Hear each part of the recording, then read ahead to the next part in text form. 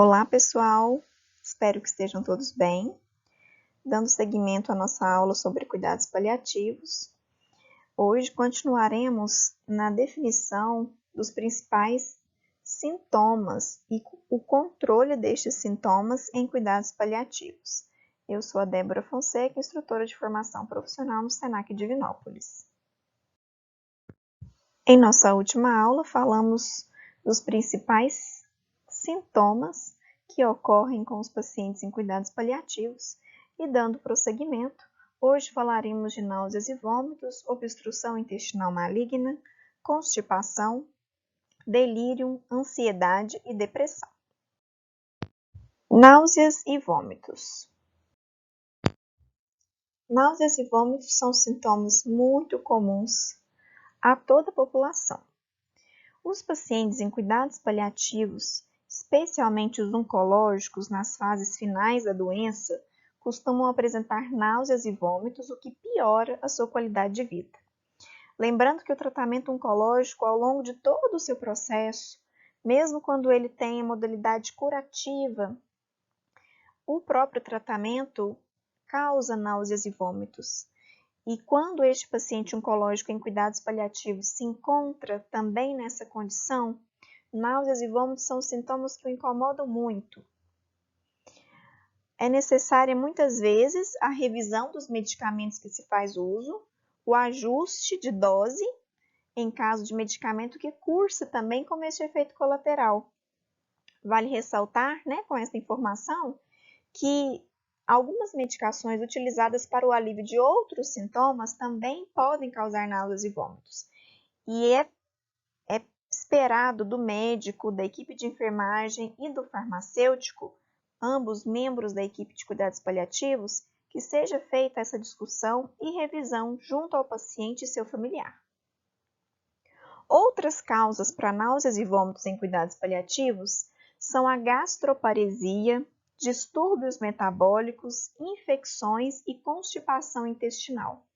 Ou seja, distúrbios que envolvem o sistema gastrointestinal lentificando ou infectando a própria constipação, muitas vezes associada ao uso de outros medicamentos, fazem também o surgimento de náuseas e vômitos.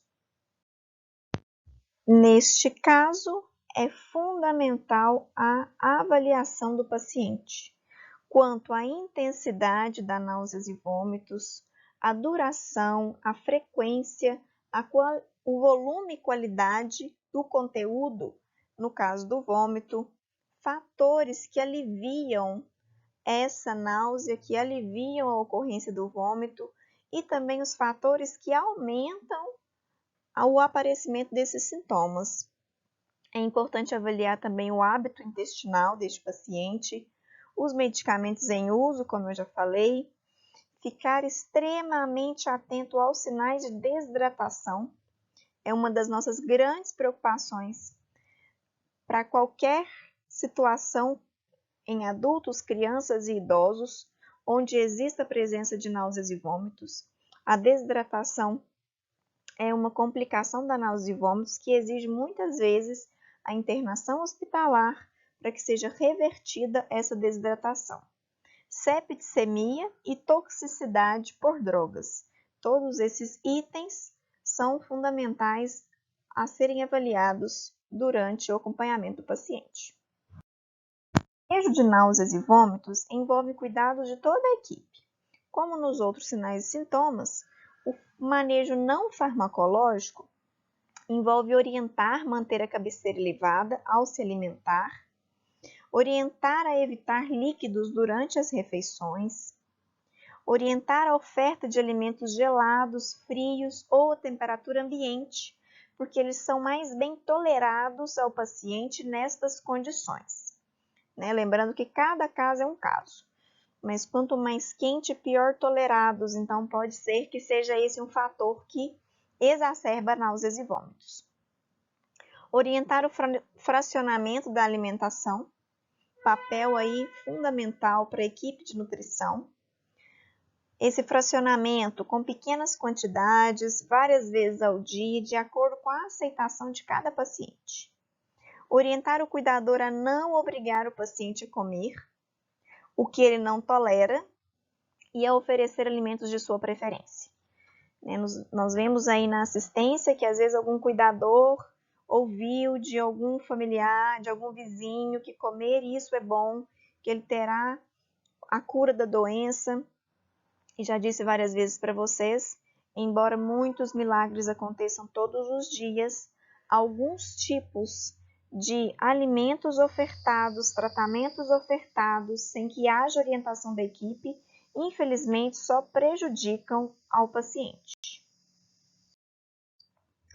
No manejo farmacológico, inicialmente, deve estar prescrito um antiemético de primeira linha, que são os medicamentos antivômitos, associados a um segundo ou terceiro antiemético, sendo avaliado sua resposta a cada 24 horas.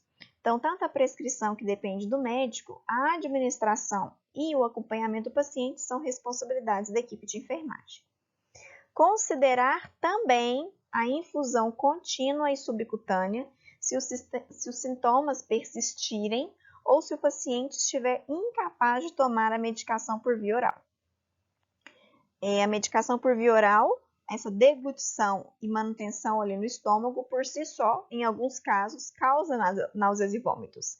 Então, é possível que seja feita a infusão de fármacos, de medicamentos, por via subcutânea, que é a hipodermóclise. Falaremos sobre ela nas próximas aulas.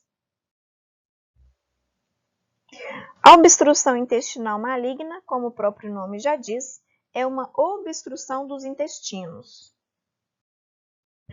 Esta condição pode estar presente nos pacientes de câncer abdominal e pélvico avançado, especialmente. Quando a cirurgia não é viável, utilizam-se medicamentos para melhorar esse quadro, tendo o objetivo de oferecer qualidade de vida ao nosso paciente.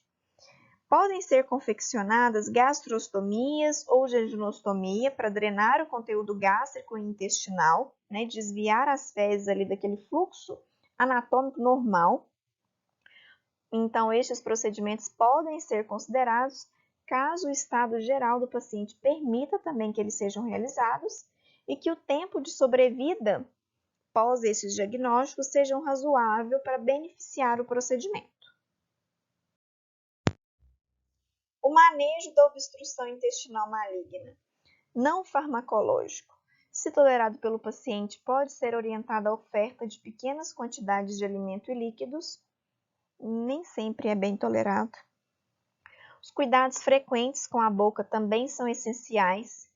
Então, já que aquele paciente muitas vezes não tolera a ingestão de pequenos alimentos e líquidos, é necessário que seja feita a umidificação da mucosa oral, o uso de enxaguantes bucais e a escovação dos dentes, mesmo que aquele paciente não esteja deglutindo por via oral alimentos nessa situação que ele se encontra. Já as medidas farmacológicas envolvem o manejo da dor com opioide forte. É recomendado este tipo de tratamento, visto que a obstrução intestinal causa muita dor. Pode ser utilizada também escopolamina por hipodermóclise e um antiemético. Vocês vão recordar aí, que eu já disse para vocês que o opioide pode causar constipação intestinal. Neste caso, então, ainda assim poderia ser indicado? De certa forma, sim, pois a dor da obstrução intestinal é muito prejudicial para a qualidade de vida do paciente. E lembrando que nós estamos falando do controle de sinais e sintomas. A dor foi um dos primeiros sinais e sintomas que nós falamos. Então, é fundamental que o paciente não esteja com dor. Como eu havia dito anteriormente, a constipação intestinal é um sintoma também presente e que exige detecção precoce, manejo adequado para a melhoria da qualidade de vida. A constipação intestinal é caracterizada pela presença de evacuações difíceis ou dolorosas, associadas à diminuição da frequência das evacuações ou à presença de fezes endurecidas. Então, podemos observar aí no paciente em cuidados paliativos que evacuações difíceis, que promovem aí o efeito doloroso, fezes endurecidas, eliminações a cada 15 dias, constata-se o quadro de constipação intestinal. Quais as causas, especialmente no cuidados paliativos?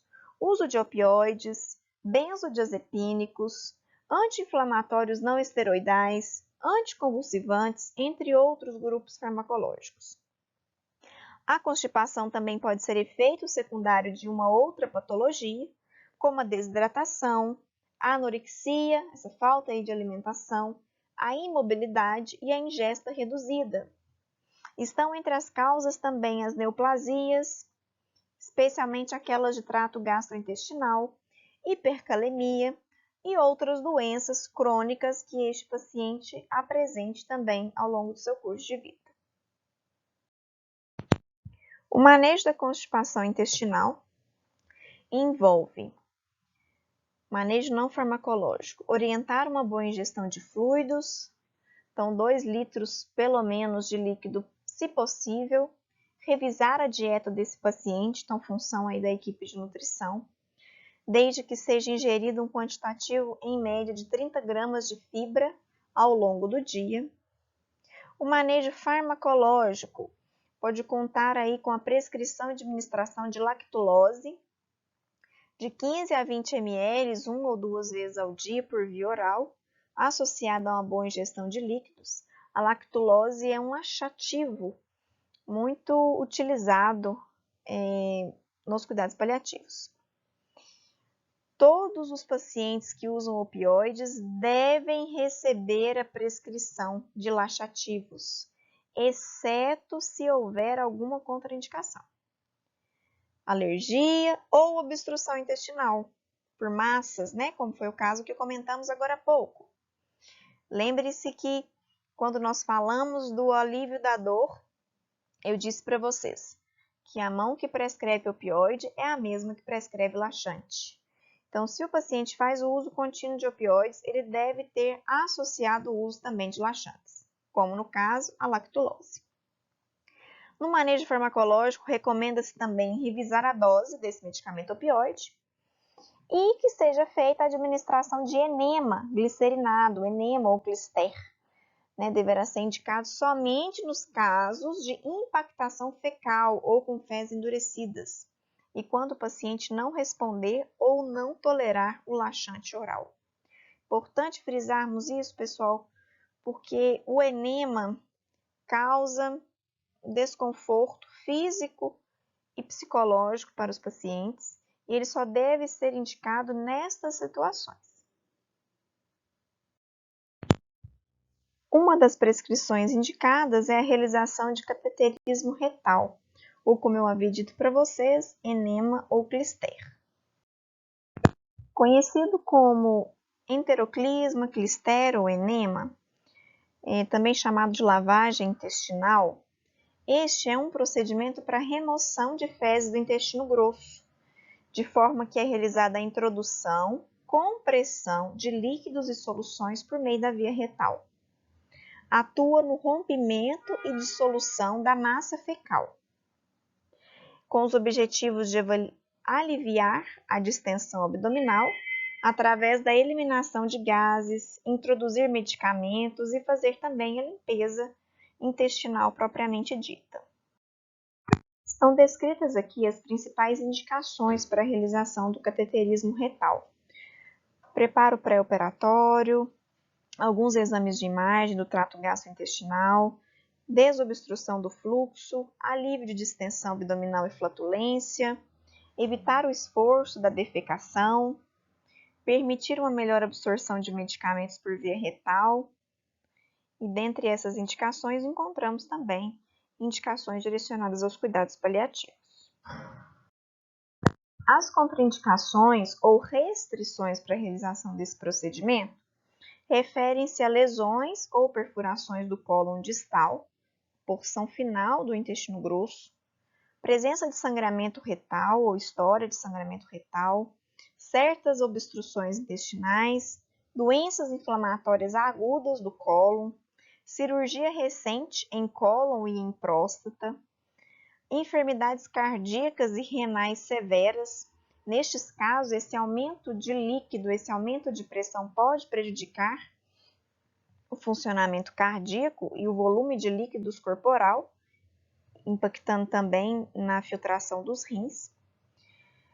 É contraindicado também em caso de desidratação, alergia aos componentes da fórmula e resistência na introdução do catéter retal, que pode evidenciar uma obstrução.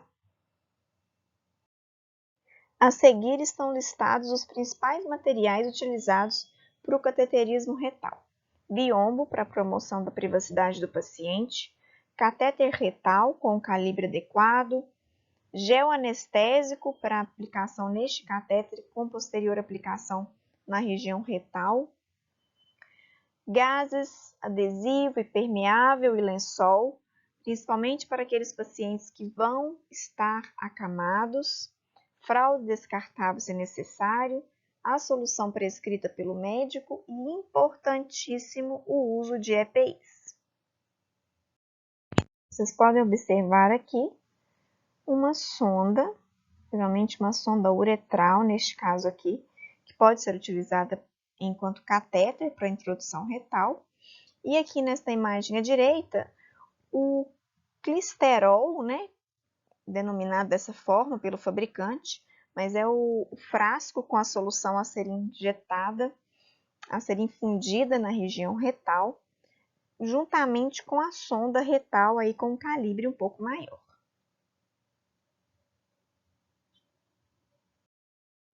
A realização deste procedimento, como em outros vários procedimentos de enfermagem, deve ser iniciada após a lavagem das mãos e preparo dos materiais, após também a verificação da prescrição médica e conferência dos 13 certos da administração de medicamentos.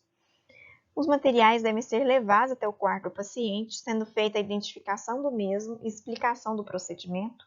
Muitos deles passarão por este procedimento pela primeira vez.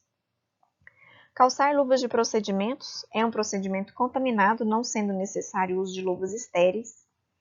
Colocar o forro impermeável e um lençol debaixo do quadril do paciente, orientando-o a se posicionar na posição de Sims. Logo após, lubrificar o catéter retal com gel, lidocaína gel, por exemplo, afastando os glúteos e introduzindo cerca de 10 centímetros desse catéter na região retal. Inserir a solução que foi prescrita, ela deve ser brevemente aquecida, estando em torno de 37 graus Celsius, e após inserir a solução, deve ser feita a retirada do catéter. Oferecer a comadre ou acompanhar o paciente até o banheiro. Se possível, pedir com que ele tente segurar um pouco essa solução dentro da região intestinal, sendo que prontamente ele já pode estar eliminando essa evacuação também.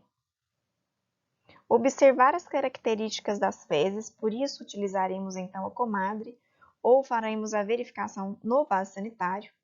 Quais são as características a serem observadas? Coloração, volume e consistência. Orientar e auxiliar e até mesmo realizar, em alguns casos, a higiene íntima do paciente. E deixar o ambiente em ordem, checando a prescrição médica e anotando os registros de enfermagem. Nesta imagem, podemos observar o paciente em posição de Sims e a introdução da solução por região retal. O registro de enfermagem deve conter data, hora e seguir a seguinte descrição: passado o catéter retal, número 10, para realização de enteroclisma, ou enema, ou cateterismo retal, de acordo com o termo utilizado pela instituição, não é mesmo? Com evolução para evacuação em grande quantidade de coloração castanha, semilíquida, sem presença de sangue. Então, vejam bem, nesse registro, nós colocamos a quantidade, a coloração e a característica dessas fezes na evacuação. Importante sempre anotarmos também presença ou ausência de sangue. Outro sintoma comumente que acomete os pacientes em cuidados paliativos é o delírio. No delírio, considerado uma síndrome psiquiátrica, ocorre a desorganização transitória das funções cognitivas. Então, podem existir aí alterações devido ao metabolismo cerebral em fase final de vida. O delírio tem início agudo, tem um curso flutuante. Em alguns momentos, o paciente pode apresentar consciência, atenção, orientação. Em outros momentos, quando acontece o declínio funcional, no momento do delírio, pode ser agravado, gerando estresse e o anseio que esse delírio passe pelos familiares e cuidadores. Apesar de ser uma alteração que pode ser revertida, ele pode ser considerado irreversível nos casos que a evolução deste sintoma é progressivo, cada vez mais frequente. Isto ocorre porque algumas medidas necessárias para sua reversão são incompatíveis com as metas de cuidados estabelecidas para o paciente de cuidados paliativos. E também com o desejo, em momento de consciência, expresso pelo paciente de não ser ali medicado ou tratado de outras formas a respeito do delírio. Em fase final de vida, o delírio aparece com frequência, como um evento final do processo ativo de morte, prejudicando o adequado controle de outros sintomas também. No manejo do delírio, enquanto o manejo não farmacológico estão em suspender os medicamentos que potencialmente causam o delírio, como os antidepressivos tricíclicos ou os benzodiazepínicos, orientar o paciente e o cuidador a promover um ambiente confortável para o paciente, com iluminação adequada, poucos barulhos, deixando os objetos pessoais em uma área acessível ao paciente. Se possível, manter no quarto um relógio e um calendário. Isso auxilia na melhor orientação daquele paciente em tempo e espaço. Se possível, também evitar acordar o paciente para realizar procedimentos ou administrar medicamentos, explicar para o paciente e seus familiares a causa dos sintomas e os comportamentos que podem ser esperados. Durante a fase ativa do delírio, deve-se avaliar a real necessidade de incluir uma dieta. Lembrando, aqui nós estamos falando de cuidados paliativos. Se for o caso, a dieta deve ser pastosa, mesmo assim com supervisão constante, com o objetivo de reduzir as dificuldades alimentares. Também, em caso de delírio, evitar a contenção física, quando necessário, realizar a contenção química. O delírio em fase final de vida deixa o paciente muito desconcertado, muito incomodado. O manejo farmacológico envolve a administração de haloperidol e clorpromazina. A ansiedade e depressão são sintomas comuns em todas as fases da vida. Exigem tratamento adequado, acompanhamento rigoroso e nos cuidados paliativos, estes sintomas também estão presentes. Como eu havia dito, em alguns quadros, a depressão e a ansiedade são frequentes nos pacientes em cuidados paliativos. A prevalência, a ocorrência destes sintomas chega aos 40% dos pacientes em cuidados paliativos. Isso prejudica o controle dos outros sintomas, se associando a uma maior taxa de internações hospitalares e diminuição da adesão aos tratamentos propostos. Alguns fatores de risco para a ocorrência de ansiedade e depressão nos cuidados paliativos são o baixo suporte social de amigos e familiares, tratamento inadequado de sintomas físicos, que prejudicam então a qualidade de vida desse paciente, preocupações financeiras, preocupações existenciais relacionadas às próprias questões de finitude. Em breve não estarei mais aqui, minha família estará desamparada, o que será destes sem a minha presença? Doenças orgânicas também predispõem ao surgimento de ansiedade e depressão, como o hipotiroidismo, náusea, dispneia. O uso de medicamentos, alguns deles utilizados para o controle de outros sintomas, podem levar aos sintomas também de depressão e ansiedade. O manejo da ansiedade e depressão não farmacológico envolve estimular a crença espiritual, realização de auriculoterapia, atividades terapêuticas desenvolvidas pelo terapeuta ocupacional, então, fazendo com que a equipe possa propor também atividades para esse manejo de ansiedade e depressão. O manejo farmacológico utiliza de antidepressivos e ansiolíticos, como em outras situações onde ocorre a ansiedade e depressão. A atividade de hoje, que também será deixada aqui na descrição desse vídeo, consta que vocês devem realizar a leitura do caso clínico e responder em seu caderno as 3 perguntinhas abaixo. Então, façam uma leitura, anotem aí as palavrinhas que vocês não conhecem, os termos técnicos desconhecidos. Qualquer dúvida estarei disponível e façam a resposta dessas 3 perguntinhas no caderno de vocês, tá bem?